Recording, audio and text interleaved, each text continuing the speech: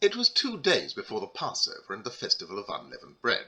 The chief priests and the scribes were looking for a way to arrest Jesus by stealth and kill him, for they said, "Not during the festival, or there may be a riot among the people."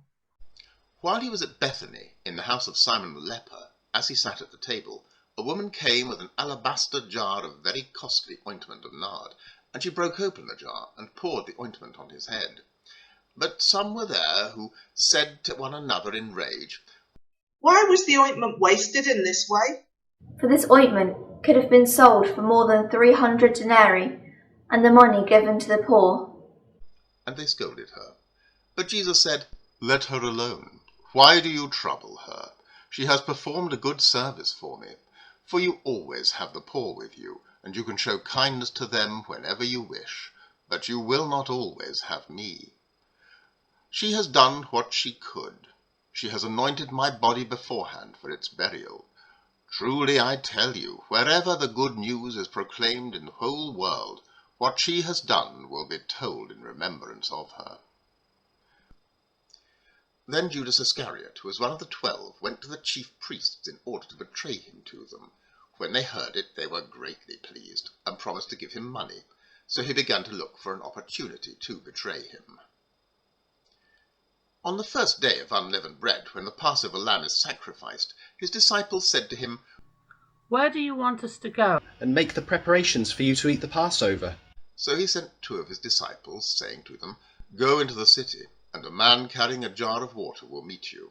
Follow him, and wherever he enters, say to the owner of the house, The teacher asks, Where is my guest room, where I may eat the Passover with my disciples?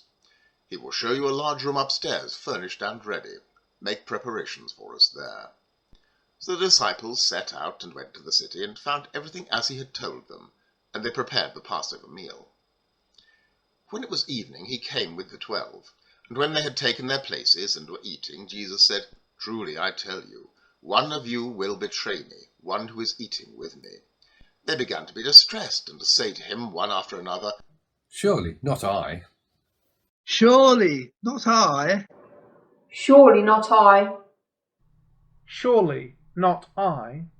Surely not I. Surely not I. Surely not I. He said to them, It is one of the 12, one who is dipping bread into the bowl with me. For the Son of Man goes as it is written of him, but woe to that one by whom the Son of Man is betrayed. It would have been better for that one not to have been born. While they were eating, he took a loaf of bread, and after blessing it, he broke it, gave it to them, and said, Take, this is my body. Then he took a cup, and after giving thanks, he gave it to them, and all of them drank from it. He said to them, This is my blood of the covenant, which is poured out for many. Truly I tell you, I will never again drink of the fruit of the vine, until that day when I drink it new in the kingdom of God. When they had sung the hymn, they went out to the Mount of Olives, and Jesus said to them, You will all become deserters, for it is written, I will strike the shepherd, and the sheep will be scattered. But after I am raised up, I will go before you to Galilee.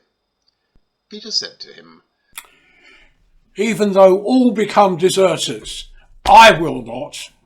Jesus said to him, Truly I tell you, this day, this very night, before the cock crows twice, you will deny me 3 times. But he said vehemently, Even though I must die with you, I will not deny you. And all of them said the same. They went to a place called Gethsemane, and he said to his disciples, Sit here while I pray. He took with him Peter and James and John, and began to be distressed and agitated. And he said to them, I am deeply grieved, even to death.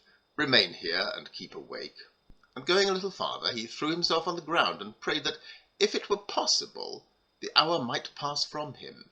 He said, Abba, Father, for you all things are possible. Remove this cup from me. Yet not what I want, but what you want. He came and found them sleeping. And he said to Peter, Simon, are you asleep? Could you not keep awake 1 hour? Keep awake and pray that you may not come into the time of trial. The spirit indeed is willing, but the flesh is weak. And And again he went away and prayed, saying the same words. And once more he came, and found them sleeping, for their eyes were very heavy, and they did not know what to say to him. He came a third time, and said to them, Are you still sleeping and taking your rest? Enough, the hour has come. The Son of Man is betrayed into the hands of sinners. Get up, let us be going. See, my betrayer is at hand.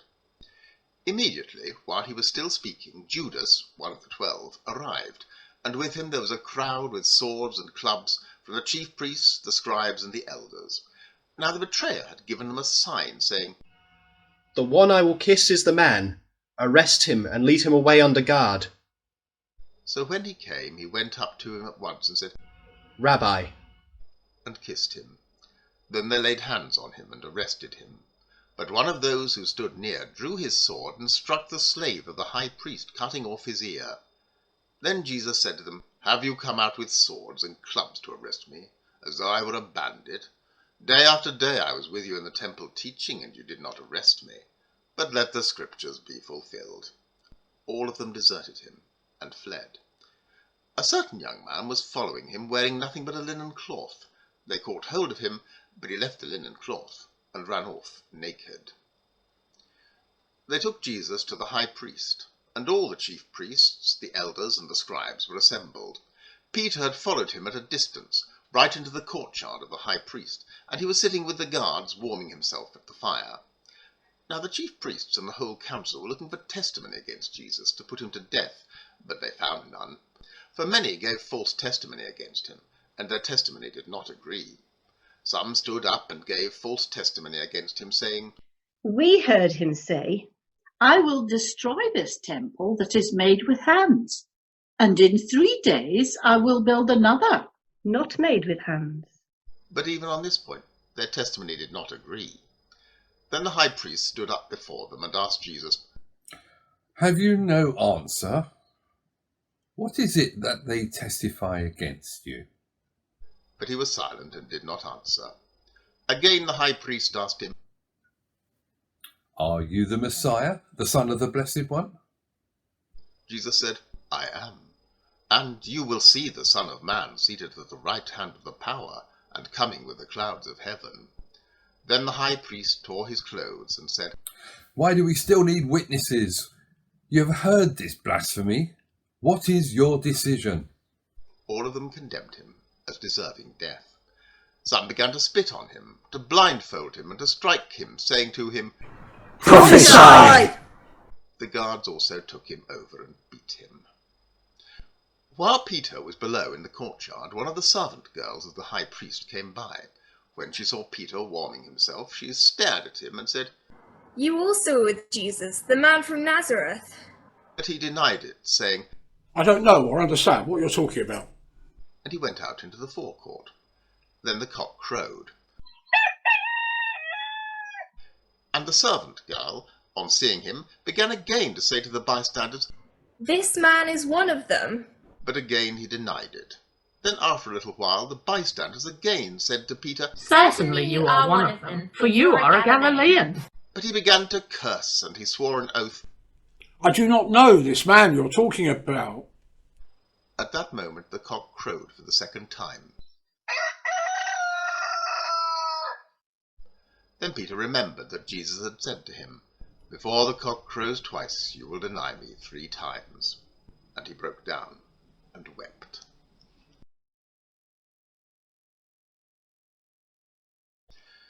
As soon as it was morning, the chief priests held a consultation with the elders and scribes and the whole council. They bound Jesus, led him away, and handed him over to Pilate. Pilate asked him, Are you the king of the Jews? He answered him, You say so. Then the chief priests accused him of many things. Pilate asked him again, Have you no answer? See how many charges they bring against you. But Jesus made no further reply, so that Pilate was amazed. Now, at the festival he used to release a prisoner for them, anyone for whom they asked. Now a man called Barabbas was in prison with the rebels who had committed murder during the insurrection, so the crowd came and began to ask Pilate to do for them according to his custom. Then he answered them, Do you want me to release for you the king of the Jews? for he realized that it was out of jealousy that the chief priests had handed him over. But the chief priests stirred up the crowd to have him release Barabbas for them instead. Pilate spoke to them again. Then, what do you wish me to do with the man you call the King of the Jews? They shouted back, Crucify him! Pilate asked them, Why, what evil has he done? but they shouted all the more, Crucify him! Crucify him!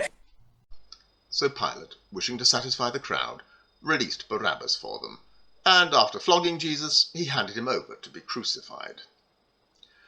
Then the soldiers led him into the courtyard of the palace, that is, the governor's headquarters, and they called together the whole cohort, and they clothed him in a purple cloak, and after twisting some thorns into a crown, they put it on him, and they began saluting him. Hail, King of the Jews! They struck his head with a reed, spat upon him, and knelt down in homage to him. After mocking him, they stripped him of the purple cloak and put his own clothes on him. Then they led him out to crucify him. They compelled a passer-by who was coming in from the country to carry his cross. It was Simon of Cyrene, the father of Alexander and Rufus. Then they brought Jesus to the place called Golgotha, which means the place of a skull, and they offered him wine mixed with myrrh, but he did not take it. And they crucified him, and divided his clothes among them, casting lots to decide what each should take. It was 9 o'clock in the morning when they crucified him. The inscription of the charge against him read, "The King of the Jews," and with him they crucified 2 bandits, one on his right and one on his left.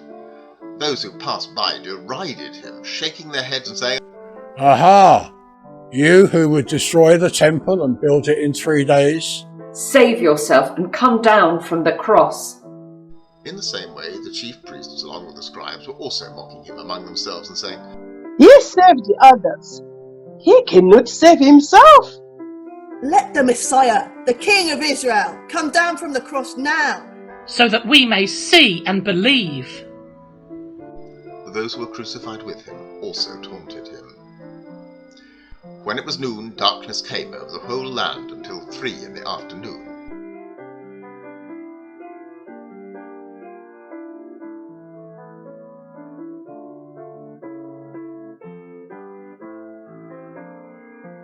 At 3 o'clock, Jesus cried out with a loud voice, Eloi, Eloi, lama sabachthani, which means, my God, why have you forsaken me? When some of the bystanders heard it, they said, Listen, he's calling for Elijah. And someone ran, filled a sponge with sour wine, put it on a stick, and gave it to him to drink, saying, Wait, let us see whether Elijah will come to take him down. Then Jesus gave a loud cry and breathed his last. And the curtain of the temple was torn in 2, from top to bottom. Now when the centurion who stood facing him saw that in this way he breathed his last, he said, Truly, this man was God's son.